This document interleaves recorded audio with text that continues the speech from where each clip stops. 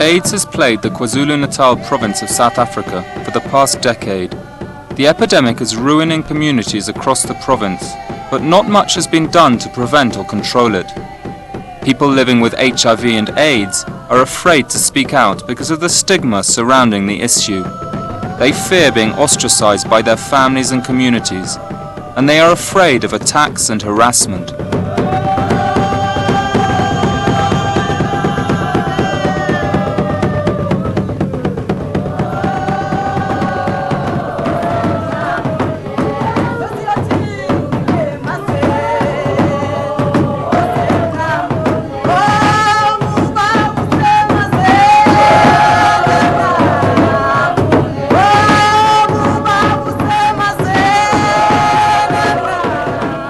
Joyce Malangeni is HIV positive. Like many other South African women of her generation, she contracted the virus from her husband, who became infected while working as a migrant worker. On Sundays, Joyce prays with her friends and relatives in one of many churches in her small village, Shlabisa. Joyce has to hide her illness. If other worshippers knew about her secret, most of them would not welcome her to the church.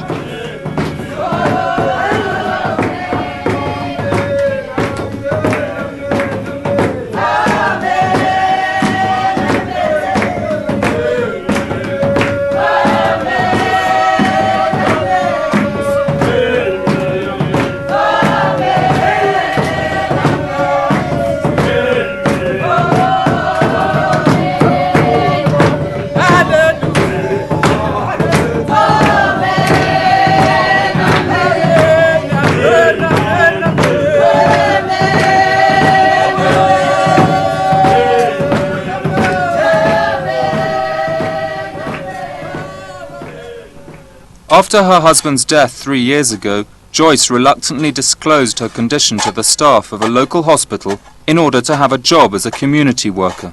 But she has not told her children about her illness, and she did not want to be interviewed in their presence. Ngoba ngisabela lokhu nje ngisabela impilo yami khona enye intombazane eyake yashona eThekwini angisakhumbuli noma konje kwakunonhlahla noma kubanhlahla owathi mayesevela emphakathini lapho kuthiwa babephuza khona wangena yena wathi ebachazele bafundise batshela ukuthi mina nje ubane ngibona nje ngipositive HIV positive abangathanda leyo nto base beyambulala kumanje akazange abekhona akekho.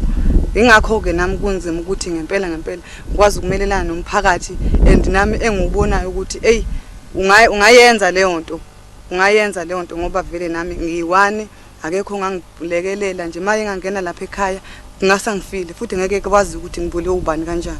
Ingakho ke nje ngisabela ngoba ngiyabona uma ngabe unesibindi sokubatshela banakho ukuthi kuyabheda lokho ithi sikususe kusibangana nomsindo and vele mhlambe yikho lokho wenza leli gciwane ithi sikususe.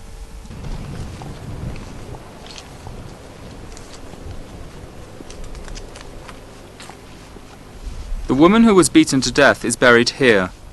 On the 14th of December 1998, Gugu Dlamini was killed by her ex-boyfriend and a group of 14 to 18-year-old boys from her neighborhood. They killed her because she disclosed that she was HIV positive and worked as an AIDS activist. Gugu Dlamini has become an accidental symbol for the invisibility of African people living with HIV and AIDS. The inscription on her tombstone, which was installed by a group of AIDS activists, tells us about her courage and hope for an end to the stigma. Yet her family is still being harassed by the killers. After an interview with South African television, Gugu's sister, Bekezela, was told by her sister's murderers that she would be punished if she did any more interviews. But Bekezela risked her life and asked us to meet her in this cemetery in Durban. Ngoba nalaphana kusho nje kahle kuthi iminyaka yabincane abakufanele ayikakufanele ukuthi ngabe baboshwe basebancane yabo kusho ukuthi ngelilanga ngahamba holanda remove ngahlangana nabo bemile le ngase crash yabo wathi omunye nangu lo wevela active wathi omunye uyena lo ne HIV ofika ne HIV labo kusho ukuthi nganganaka mina wasethi omunye hayi ngcono avesana shawe ngesagila nje ngcono isagila nje zona lezi zinto ezine ezifuna zishawe ngesagila zibulawa ngoba izona lezi ezifaka igciwane la kamancinci yabo kodwa kusho ukuthi ngazithulela futhi lapho ngaqhubeka ngizange ngenze lutho aqhubeka ngangabaphendula. Gugu Dlamini's case is still open. Her family members, who are still under pressure from the killers, have repeatedly contacted the police, but to no avail. After our interview, Bekezela was again attacked by the killers. They also threatened us. We were told that we would be beaten up or pricked with HIV-infected needles. We informed the Durban Police Department about the threat, but they were not interested in pursuing the case. We were told, it's better if you leave the country immediately. Alternatively, you can change your hotel if you plan to stay in South Africa further. Joyce's main responsibility as a community worker is to help hundreds of orphans whose parents have died of AIDS and other illnesses. These 14 orphans live together in a two-room house with no electricity or running water. Joyce has confided to the oldest member of the family, 16-year-old Selendile Nixomalo, that she is HIV positive. In their private conversations, Joyce advises Selendile, who has lost both her parents to AIDS, to practice safe sex. Selendile has promised Joyce to use condoms, even though her boyfriend is not too happy about it. Especially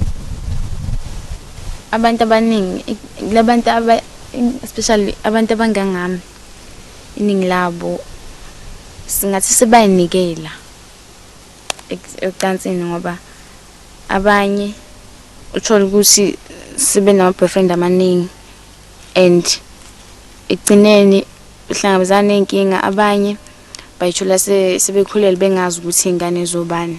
Sometimes abanye bagcina nje mhlambe uthola ukuthi abanye balimazane ngokuthi bebangabona and ingane ezincane nje nazo sizaba nama-boyfriend and ziqala zila ko 13 years 14 years siqala sezenza ucansi futhi nakhona olingavikelekile. Bathengisa ngoJoseph wababa Ishmael ngezinhlamvu ezingama20 zesiliva. There are dozens of churches in Shlabisa, but only a few schools. Every morning, Selendile has to walk 4 kilometers to school. The first class this morning is Bible. Selendile's Bible teacher, Mrs. Kumalo, hates her job and her students. She believes that the people of Kwazulu-Natal are paying for their sins. It's a punishment from God. Girls and boys are crazy. Like, for instance, it's a sin to have love affair before marriage. Maybe when he is married, he or he's married, he will see that before I met 10 boyfriends, which is wrong. So I think it's a punishment from God that since she gave us laws to obey and we don't obey laws from above, and then God is very angry. I think so, since I'm a Christian.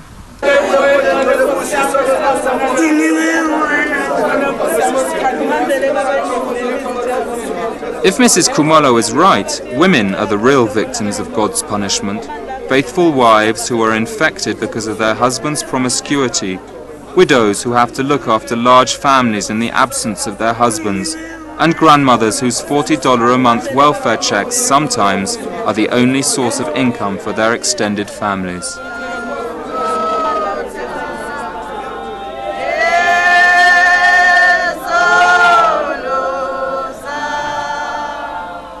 Empilweni yami naye kwakuumuntu okholwayo nje kusho ukuthi sasingabantu nje abakholwayo angikhoni uma ngingahlala ngingayanga enkonzweni nje ukuphila kwami nje konke sengubeka kuNkulunkulu.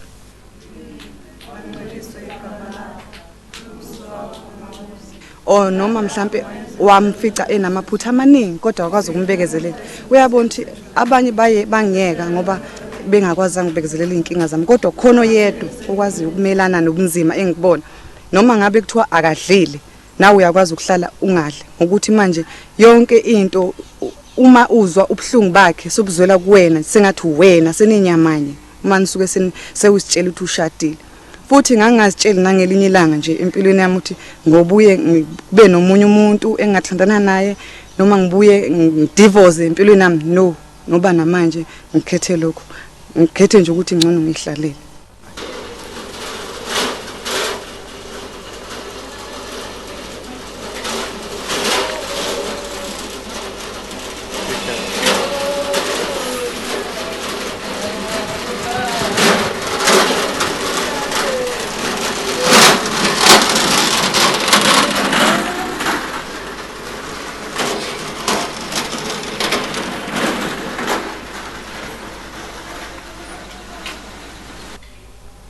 Joyce is one of very few people in KwaZulu-Natal who voluntarily had a blood test.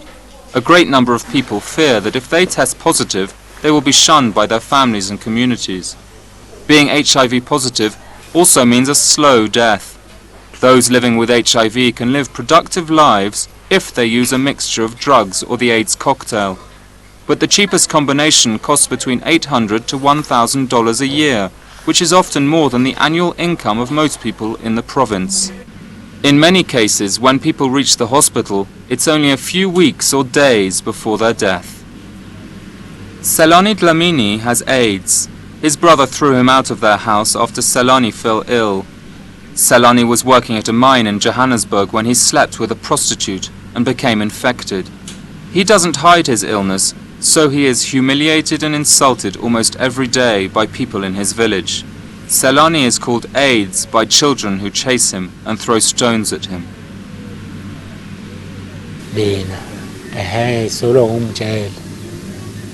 Ngisolwa ngokumtshela nje yena angisayimise ukukhuluma naye ngezinye izinto mayelana nokugula kwami. Siphutha shothi nje lenzeka khona lapho ngangithi nami phela ngitshela umuntu wakwethu mhlambe sobambisana kana kusukuba njalo.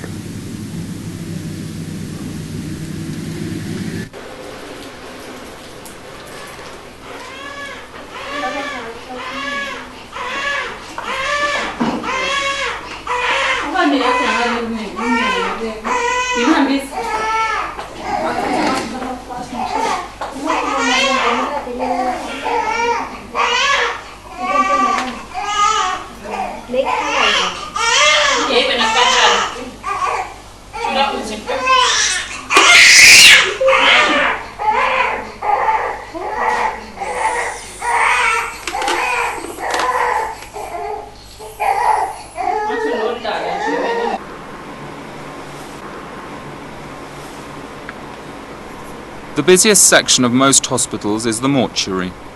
Because of a lack of space, most racks in the chambers have 2 or 3 bodies on them. Rack number 17 was one of the few with only one body on it. The 22-year-old woman in number 17 had all the symptoms of an AIDS patient.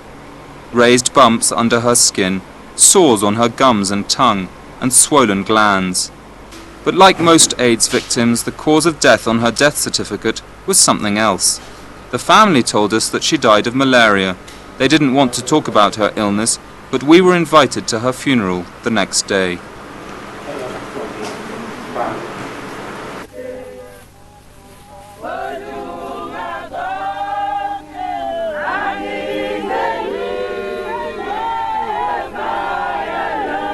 Funerals are one of the most important rituals in Zulu culture. Families sell much of their belongings to pay for the service, and hundreds of people are invited to attend the ceremony.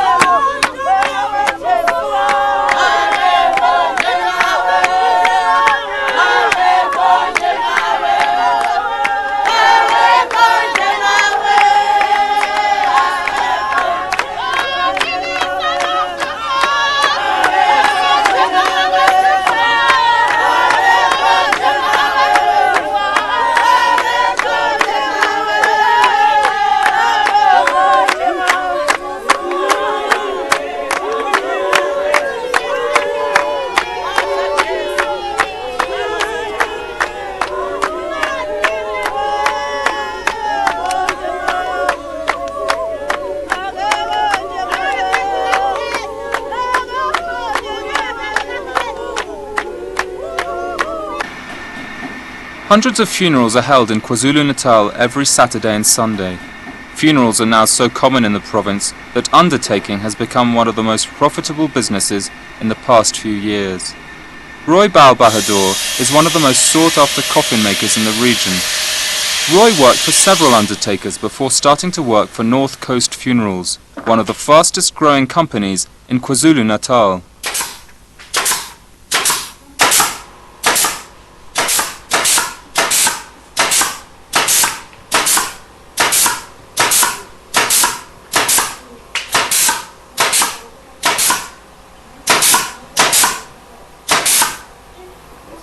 Per week we make about 150 to 200 coffins, you see, and we have 9 branches. They got mortuary facilities and funeral parlors and so on, and we supply them per every week, you see. The business is good here on coffins because from the 94, 95 onwards, you see, because the sickness of AIDS, HIV and cholera and a lot of other things, you see.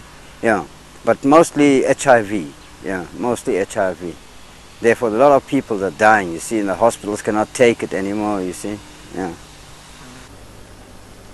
Roy's work is on display in North Coast Funerals showroom. The company was established by 2 former police officers who resigned from the force to start their own business. They have opened 9 branches in the past 4 years. Yes, go in. Danny van Rooyen is one of the co-owners of the company. I have worked with corpses in the South African police force. I've picked up a person that was shot, many of them that was burned. So it wasn't a problem for me to work with a corpse or a deceased. 80% of these people is sick, is currently have some sort of disease. So the whole community as such do have a problem, and I cannot cure it for them, but I can help them when somebody has passed away. And I think they on that stage, let's call it the last step, is that the person has passed away, and I just do the last step to clean up the whole situation, and then it's the next person. So. That's how I see my fulfillment in the community, well, especially in KwaZulu-Natal, and I'm sure that is the God's will for me to help the people. We joined Danny on his drive north to start a new branch in Manguzi, a small town close to the Mozambican border with a high death rate.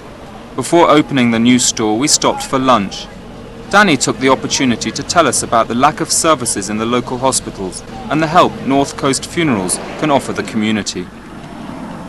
A bit tough, but it's tasty.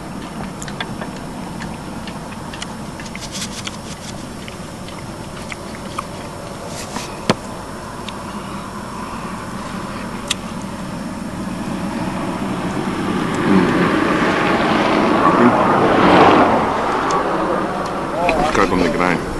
Wow.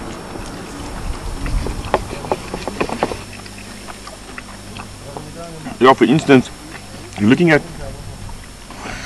let's take the mortuary situation. You've got 24 trays, you've got 12 compressors. No, you've got 6 compressors. You've got 3 trays that are running on 1 compressor. Now, that compressor can only handle 3 bodies. Now you put 9 into that. You just triple it up. So what they're doing at the moment. So that compressor cannot handle 9 bodies, only 3. So that will give you then the situation that I would say 3/4 of those people is not on temperature that it's supposed to be, and that they do start to decompose inside the mortuary much earlier.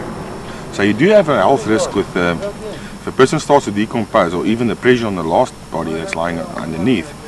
You look at the body fluids that's going to come out his nose and mouth, which happens, and I mean, to clean that up the person that works there can get hepatitis B. You can get various diseases, you know. So I presume, yeah, it is a health risk already. Running through that.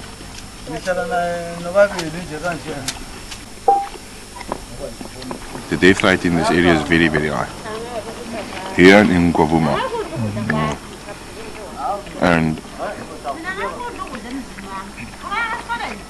And to get away, they do need a service. The community does. They do want to buy a coffin. They don't. I suppose it's just human for everybody to at least at the last respects is to give the person a coffin and to bury them in a decent manner. Then otherwise as to just dig a hole and put the person in and close the hole up, you know. So with our service, we're going to give them time with the mortuary to get everybody together to get the whole thing right, and then we will help them from there. Yeah.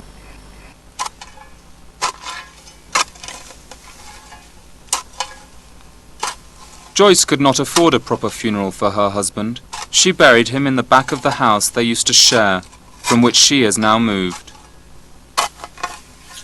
Ya khona kwaba khona ekuqaleni waba khona ubuhlungu nje benhliziyo ukuthi uye lo ongilethele lenyoka endlini ngize nje sengazathi ngumuntu mhlambe ongayiphethe ngenxa yakhe kodwa engangikwazi empilweni yami nasenhlizweni yami ukuthi ngangazi ukuthi since ngaqala ukuthandana akekho umunye umuntu ingakho kwakungenza ngibe ebuhlungu emoyeni wami mase kukhona lesifo ngoba vele abantu abaningi bazi ukuthi lesi sifo somuntu ongayiphethe kahle oyedwa wena mhlambe ngenzeka kuba usuke ngayiphethe kodwa oyedwa wena usuke right ukuyangcwabeni ngiye uma ngabe kukhona inkinga ezengiphethe kabe emoyeni njengokuthi nje mhlambe ngigulela abantwana fanele ngihambe ngiyocela kuye ukuthi akabheke labantwana ngoba ngibe nokuthi vele okwenza ukuthi azahambe iphutha lakhe kodwa ke engambekeli lona enhlizweni ngoba sekwenzekile bese ngicela ke nje nanokuthi ngiye kanye mhlambe ngenyanga uma ngabe kuya ngokuthi inkinga zami zinga kodwa nje mhlambe kanye ngonyaka ngiyaya khona ngiyocela lelo sizo uma nginenkinga ethile bese ngikhuluma naye ukucela lezo zinto engisuke ngidinga uma kunesidingo uma singekho isidingo angiyi. North Coast Funeral's new branch is an immediate success, and there is no reason for it not to prosper further. The stifling silence about AIDS will inevitably result in more fatalities in the future.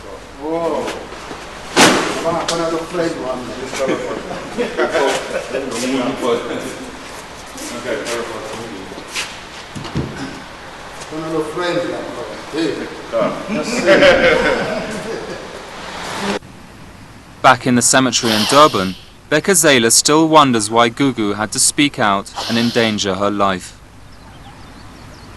Cha akaze kufike ngabona kahle bembulala kahlungu nama ngiyasaba ukuthi ngahamba ngiyokhuluma lonto ngoba ngakubona ngayona ngangikubuka ngeyona into enhle ngoba ngangisaba ukuthi angathi ebona noma esanda kushiya emhlabeni abeseziveza asephumela yena eshashalazini akasabi ukuthi abantu bazombulala kanti mina ngase ngithembele yena ngoba uyena wefundile ngaphezulu kwami yabo kuyena futhi wesondla kumesebenza ngoba wesebenza into esile manje ngabona ukuthi ngokwenza kwakhe lonto akubanga sisile into zisile.